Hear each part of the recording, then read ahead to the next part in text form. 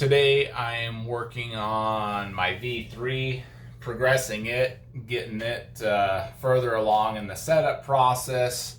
I just added stabilizers to it, 12-inch Mathews out front, 8-inch coming out the back with their sidebar mount made by Shrewd, 3 ounces in the back, 2 ounces in the front. My settings are about 2.25 degrees out, and the cant down is about 3 degrees down. I don't know if it's degrees or not, but that's the number on there. And I stuck their 1-piece 4-arrow quiver on there. It's only kicking forward just slightly, but it's setting pretty level in the hand upon the shot, so that's feeling good. I am backtracking a little bit on my tune with this bow. I think a lot of that has to do with my fatigue, how tired I have been. I just, damn leukemia. I don't have the strength. It's hard, so it's frustrating. So I'm trying not to focus on that right now. I have 2 months before the season to work on that aspect of it. So I'm shifting my focus to getting the rest of the bow to feel good and knowing that I will eventually be able to get the tune out of the bow that I want. I had been shooting a 400 spine and a 340 spine out of it, standard diameter gold tip. Getting left with them shooting a 340 micro diameter. I don't know why it makes a difference. This seems to tune pretty better than the other two out of it. Slightly heavier arrow, slightly heavier up front. So that could be the reason. I know this particular arrow weighs about 466, 75 grain Victory Shock TL outsert up front with a 125. This tuned great out of my VXR last year after moving top hats. So as I'm bouncing back and forth between these, this could be the one. I did have to bump the height of my rest up. This being a small diameter, was sitting knock high out of the bow because my knock height was set for a standard diameter. So if you are playing with different diameter arrows, note you do need to adjust either your knock height or your rest to get that level out of the bow, because it's not going to give you a true reading of all that. So, and I also might take this is lizard skins. I might take it off. It's I think a little too tacky, so it could be inducing some torque to my grip. What I have on the bottom is hockey tape. It gives grip, gives a little bit of warmth, but it is a little slicker. Not much, but allows your hand to have a little more forgiveness on there. So since this arrow's tuning close out of it, but it is knock high, and I set the knock height for the other arrows, I am gonna go ahead, reserve that, redo my loop, run it through the center of the burger, then get it outside and shoot it, see how it's working and feeling. Real quick, while I am working on this center serving or redoing the loop, I wanted to shout out to David Taylor in Virginia. He made me this awesome antler necklace. It's super cool. Has little serrated broadhead cuts on there, orange beads. Awesome. I really do appreciate that. I've been wearing it every day, and do hope I know it'll bring me good luck. So thank you, David. All right. That's why you change your center serving from factories. See all that separation? There's bare fibers exposed underneath. Your knock point's going to move up and down. Your tune's going to change. So there's a good picture example why to do that. Also, if you want to know kind of where to put your center serving back on at, one thing I like to do, put the bow square on there, run it with the rest, and then take a Sharpie and just mark off each end of the bow square there, and then I just serve in between that. Had a delay in the game. Center serving changed, new knock sets on. We had to run an errand. But when I got back, my dampeners from High Tech came, so I can pop that sucker out. And these ones, I guess, screw together. We'll see how they fit here.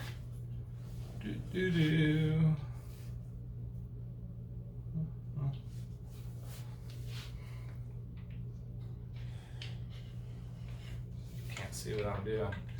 I don't know, guys.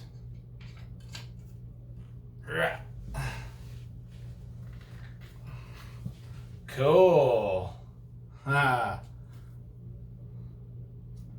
have to weigh them, see what the weight difference is. Still feels all right. That might change my weight out here and back here possibly, but looks good. Orange.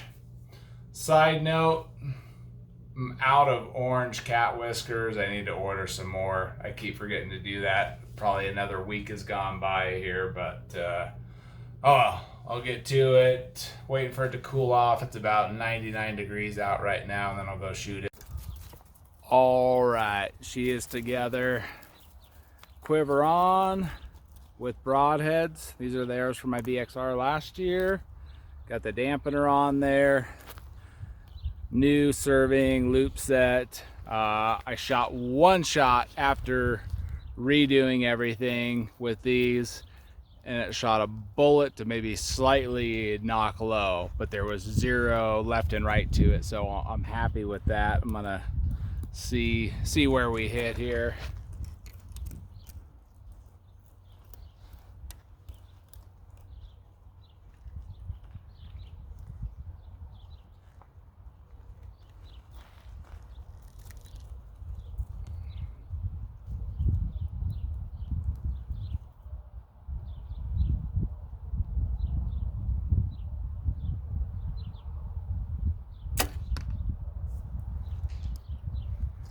Hair low, pretty good.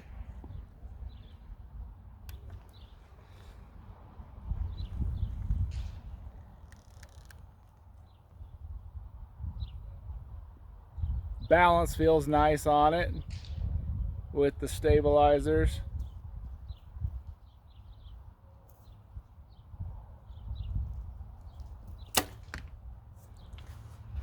Just a hair low. Bumped my rest down just a hair.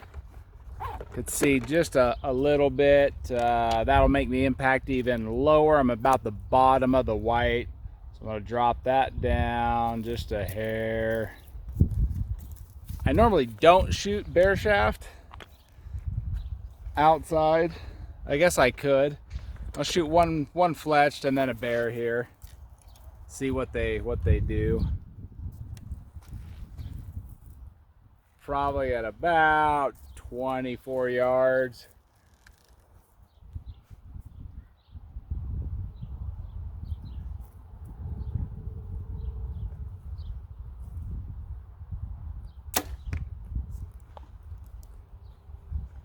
Not bad. Let's see where we're at. Oh, 28. It's a big target. Shot the first two on the right, second two will be on the left. One fletched, one bare shaft.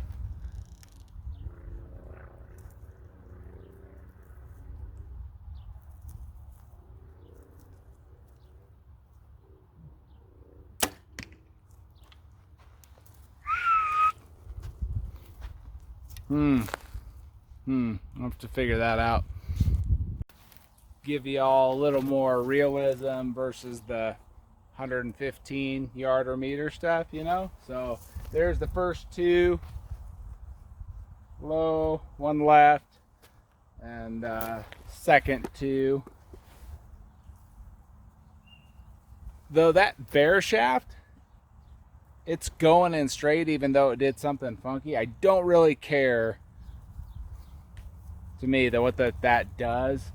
It's more going to be what my broadheads do compared to my field points. As long as the bow is bulleting through paper, I do my process of putting my broadhead arrows together, it works. So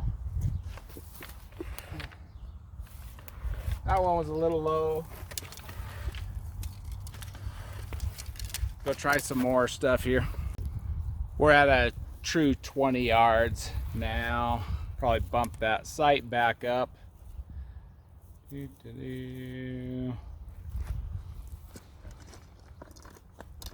Let's go bear shaft first here.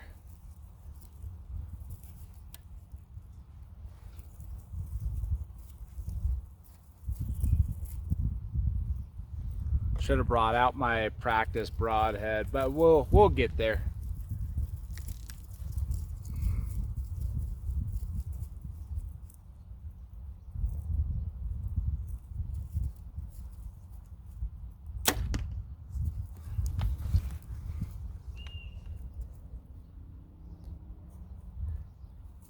Looked a little bit cleaner. I did shorten up my D loop a little bit. It was a little long on the last set.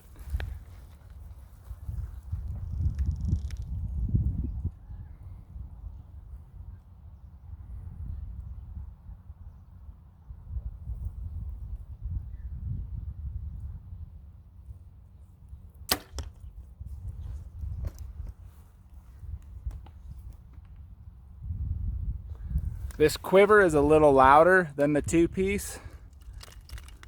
Hear those slapping a little bit? Two-piece, you know, mounts down here. Gives your arrows a lot more support. I'll have to decide which setup I like better. I like the idea of being able to pop the quiver off, but it's good to have options.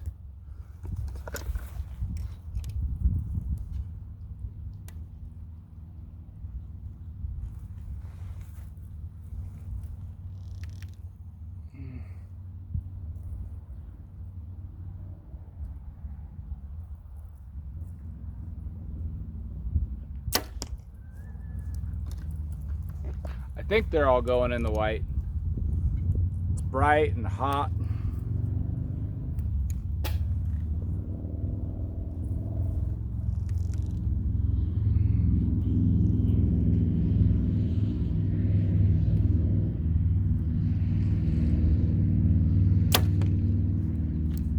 Let's go check them out.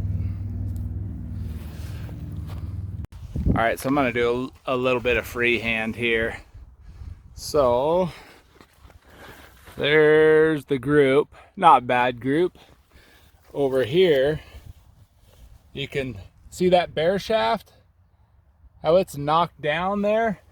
Now, that knockdown could be the layers of the target, but it could be a reflection of me being knocked low to where I'll drop my arrow rest down a little bit to level out that knock point.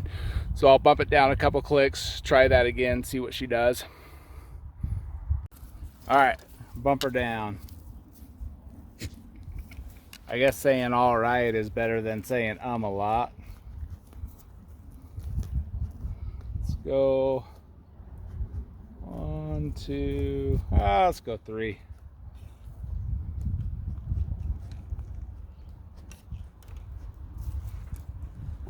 Maybe just shoot a couple here.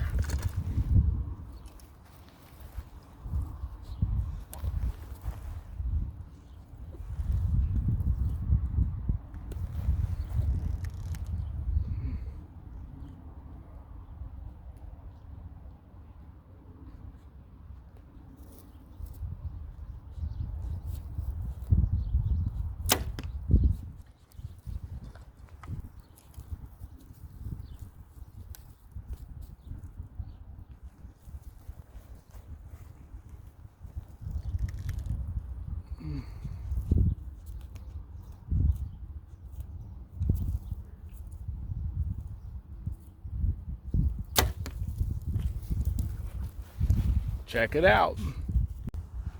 Okay, so bear shaft looks fairly straight. The fletch shaft looks a little bit knock high. I'm going to try it again to make sure it's not layers in the target.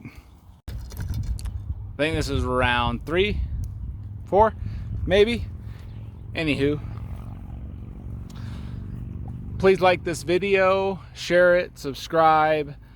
Kind of decided, if I haven't said it before, my mission for this channel is to tell people to look at every source of information out there as far as archery gear goes. Learn how everybody does their setup. Learn it, see if any of it applies for you. Try it if you can. If it doesn't work, so what? At least you tried something different.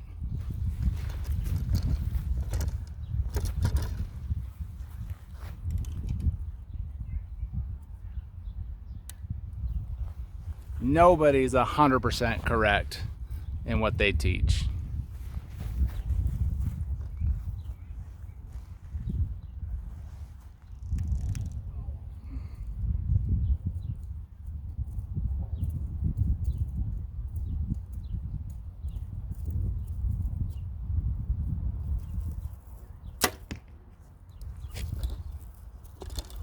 We'll shoot the same fletch shaft.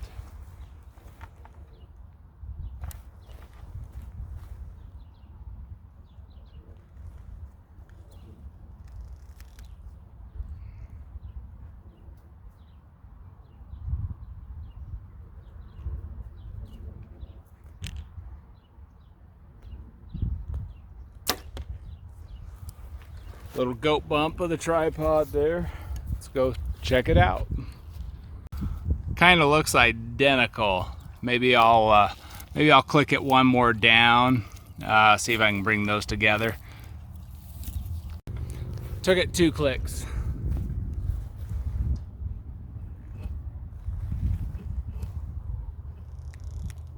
Man, it's hot.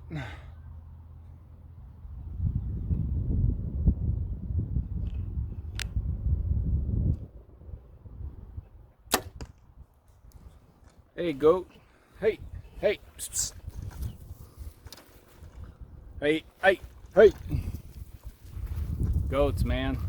Hey.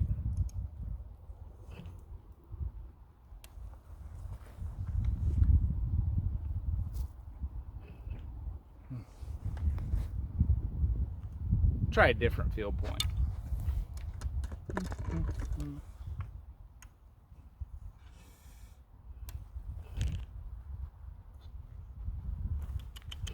Hey, hey.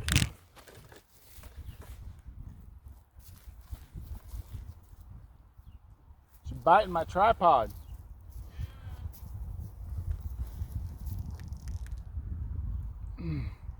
Oh, I'm tired.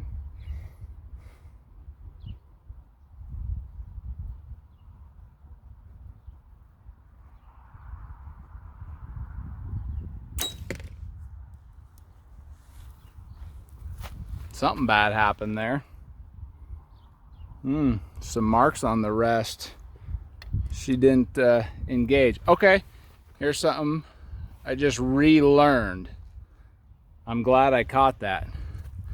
With a cable rest, if you change elevation up and down on it, it's gonna change your timing. It's gonna change the length of this cord. Only a small nick in my felt.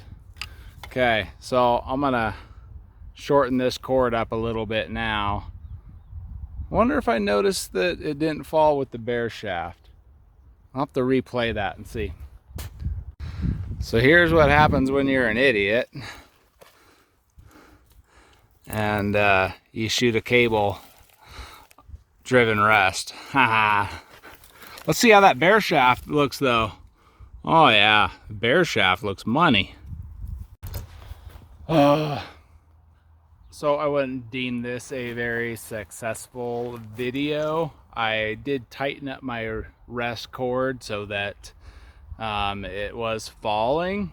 Now the bear shaft is going way knock low, which kind of makes me think, I haven't checked cam timing since the initial timing, remember when I put a half twist in it and it was too much.